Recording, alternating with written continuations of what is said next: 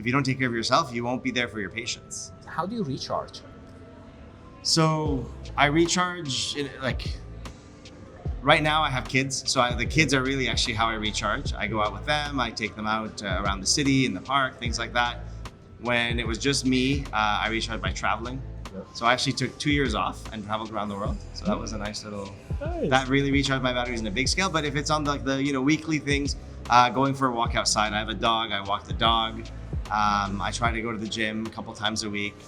But being outdoors is what does it for me. In Montreal, the winter, it's not so great outdoors. Yeah. So maybe it's a bit more indoors. Recently, I've kind of learned that I think, how by understanding my own psychology, how to kind of protect myself, because we don't really care about ourselves enough. I think as a med student, you're like, you just look at the next goal. So first it was, okay, get into medical school, get into residency, Yeah.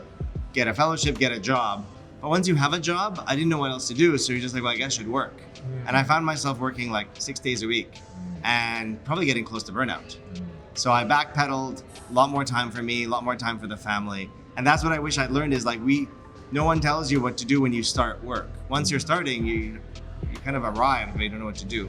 Yeah. And So then, yeah, then you find yourself and the work never ends in healthcare, right? Right, So yeah. like if you don't set those boundaries, it can eat up your whole life in a way. Exactly. Actually, that's the thing. Setting proper boundaries. Yeah. I don't think I ever set any boundaries. I just said yes to everything, but there's only so much of you to go around.